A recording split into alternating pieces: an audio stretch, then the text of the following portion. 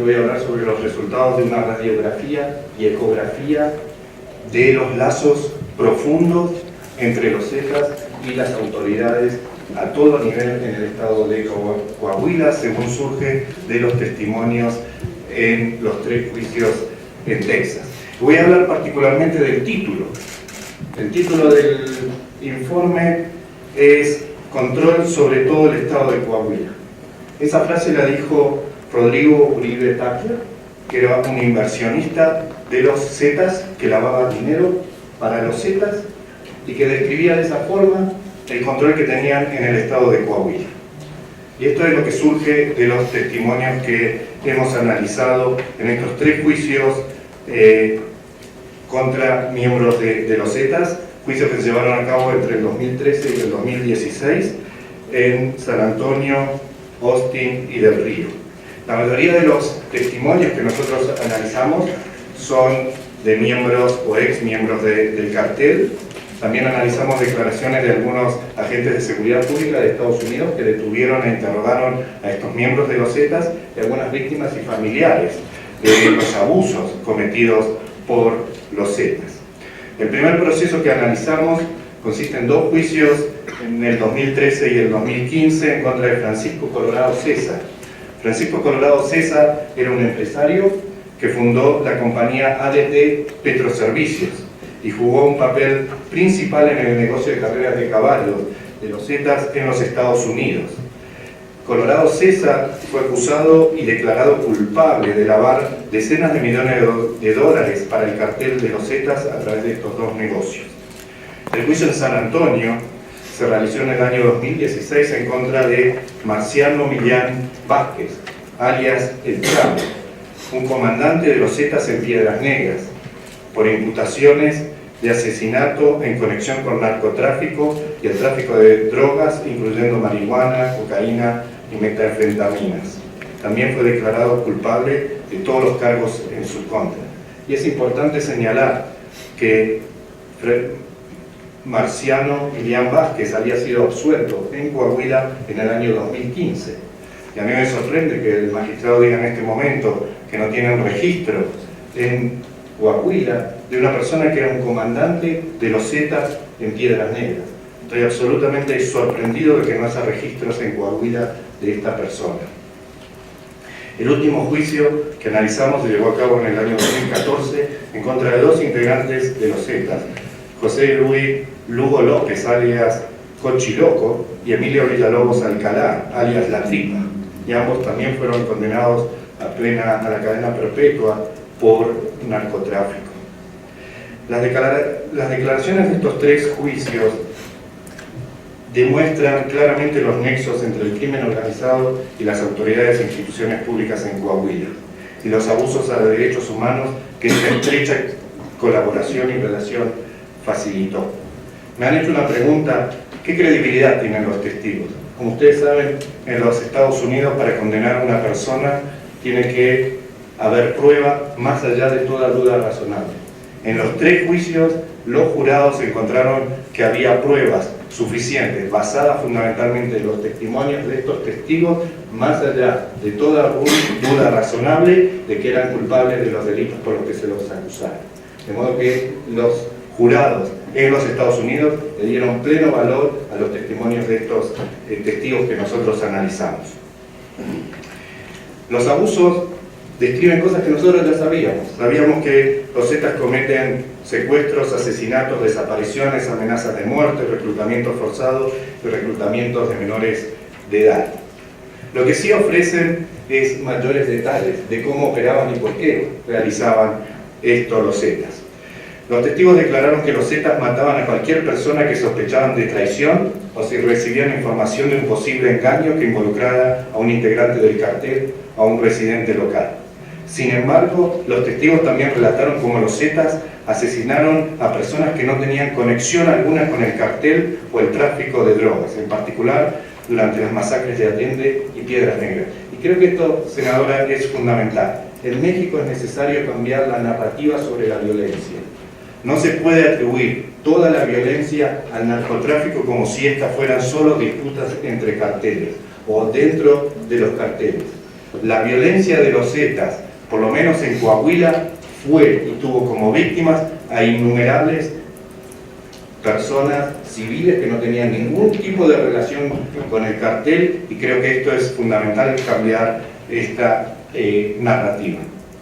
Los testigos relataron la manera cruel en la cual las Zetas despojaron a sus víctimas de su humanidad, los asesinaron y se deshicieron de sus cuerpos. Esto incluyó una práctica de matar a personas a hachazos, es decir, que los Zetas usaron hachas para cortarle las extremidades a sus víctimas, a veces mientras aún estaban vivas. El caso más trágico que tuvimos que leer nosotros, y sufrimos solo de leerlo, es una familia donde una niña de 6 años es hachada, descuartizada, y sus padres son obligados a ver esto. Estaba vivo. Y luego matan a la madre de la misma manera que al esposo lo obligan a mirar para finalmente matar al padre. Estos son los abusos que cometían los Zetas con plena impunidad. Los testigos también describieron 2 métodos para, como se llamaban ellos, cocinar a los restos de las víctimas que fueron utilizados por el cartel.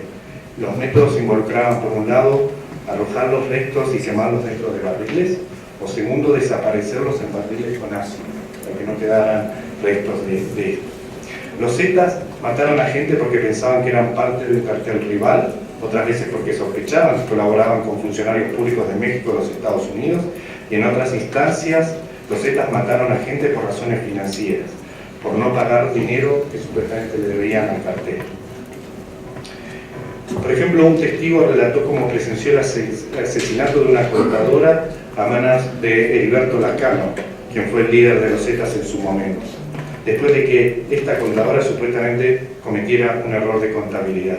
Según el testigo, este asesinato se dio en una casa que pertenecía a Javier Duarte, ex gobernador de Veracruz. Las declaraciones también relatan cientos de secuestros y desapariciones a manos de los Zetas. Los Zetas secuestraron a miembros del cartel, a sus familiares, si alguna carga de droga, armas de fuego o dinero se perdía, era robada o confiscada o incautada. Las personas responsables, a quienes a veces no tenían nada que ver con el tráfico de drogas, eran obligadas a pagar la deuda al cartel. Y si no tenían el dinero para pagar, eran secuestrados y ejecutados y desaparecían sus cuerpos.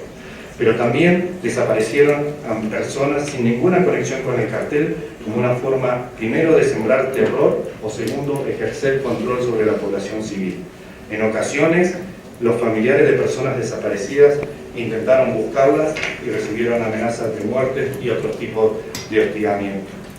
De hecho, casi todos los testigos que comparecieron en los juicios en Texas describieron las amenazas de muerte que recibieron por lo menos una vez, sea como miembro del cartel o sin ninguna conexión con el cartel, o para estar testificando aún cuando las personas acusadas ya estaban detenidas en Texas. De hecho, al hermano de uno de los testigos lo mataron una semana antes que él testificara en Texas.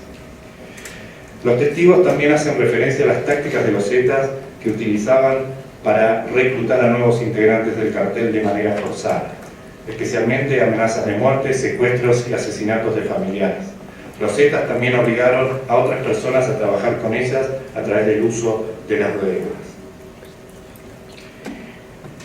Particularmente, senadora, y a usted yo sé que le interesa mucho la situación de la niñez, los Zetas reclutaban a menores de edad. Los usaban fundamentalmente para el transporte de drogas a los Estados Unidos, fundamentalmente menores de edad norteamericanos, porque entendían que recibirían condenas menos largas o serían puestos en libertad si eran detenidos. Esta fue una estrategia que utilizaron los Zetas. Todos los testimonios, o el conjunto de testimonios, demuestran que estos abusos a los derechos humanos cometidos por los Zetas fueron posibles dado el alto grado de conexión, cooperación y en algunas instancias control que los Zetas tuvieron sobre varios niveles de gobierno en Coahuila, desde instituciones locales de seguridad pública hasta la oficina del gobernador. Los testigos describieron el uso común de sobornos y sugirieron, en el mejor de los casos, la aquiescencia de actores estatales en las operaciones de los Zetas. y su uso de violencia. Y en el peor, que agentes estatales trabajaron directamente para los Zetas. Los testimonios dejan claro que el control de los Zetas se extendió a la policía municipal y estatal, y a algunos sectores incluso de la Policía Federal y el Ejército. Los Zetas sobornaron a estos grupos directamente y a muchos agentes les integraron a su jerarquía. Algunas de las declaraciones demuestran que el objetivo de los sobornos era evitar que la policía y el ejército interfirieran con las operaciones de los Zetas. Otras explican que los pagos eran para procurar la participación activa de las fuerzas de seguridad del Estado, como el combate contra carteles rivales. Un testigo del juicio del Río, quien fue un ex policía en Piedras Negras, declaró que la policía monitoreaba el tráfico y le pasaba información a los Zetas sobre los individuos que entraban y salían de Piedras Negras. También relató que integrantes de los Zetas no tenían miedo de ser detenidos porque la policía siempre actuaba a favor del cartel. Los testigos declararon cómo tuvieron un control total sobre el cerezo de Piedras Negras. El cartel usó este cerezo para sus operaciones, como el arreglar automóviles y adoptarlos para transportar drogas y para vender y distribuir drogas. La prisión, el cerezo de Piedras Negras, fue usada por los Zetas para esconderse de la Marina y la Policía Federal, dos de las entidades temidas por los Zetas. Además, los testigos explicaron que en realidad no había encarcelamiento estricto. Los Zetas recluidos tenían acceso a drogas, alcohol, armas, televisores, mujeres, fiestas y podían salir y entrar de la cárcel cuando quisieran. Esto no involucraba solo a 4 o 5 funcionarios en ese cerezo, era toda la institución. Además del control de la prisión, los testimonios mencionaron que los Zetas pagaron sobornos a la PGR de la Procuraduría General de Justicia del Estado de Coahuila para que los cargos penales contra sus integrantes se desecharan, para asegurarse que cualquier denuncia interpuesta en su contra no fuera investigada o para influenciar la sentencia, rebajar la sentencia de integrantes de los Zetas. Los testimonios también destacaron las conexiones entre funcionarios públicos y los Zetas. Según estos testigos, los Zetas realizaron pagos y ofrecieron sobornos a funcionarios locales para obtener control de alguna ciudad en particular, para conseguir permisos de construcción y para ganar contratos de gobierno. Rodríguez Uribe Tapia, un asesor de inversiones encargado de lavado de dinero, el que dio el nombre a nuestro informe, así como Adolfo Tavira Alvarado, un narcotraficante que trabajó con el cartel, fueron 2 testigos en el juicio en San Antonio. Ellos describieron el involucramiento de los gobernadores de Coahuila entre el año 2005 y 2012, atendiendo a las fechas citadas, 2005 a 2012, y a los nombres específicos que los testigos mencionaron, tanto Humberto como Rubén Moreira, el ex gobernador y el actual gobernador de Coahuila, recibieron grandes sumas de dinero de los Zetas. Rodrigo Uribe Tapia describió 2 instancias donde se efectuaron pagos en cada una de ellas de $2 millones. Los pagos se efectuaron en el Hotel Quinta Real en Saltillo y en una gasolinera también en Saltillo. Quienes recibieron los pagos fueron Vicente Chaires, quien era el secretario del gobernador, como Jesús Torres Chávez, quien era el procurador del Estado. Los supuestos pagos fueron parte del acuerdo que los Zetas tendrían con el entonces gobernador Humberto Moreira.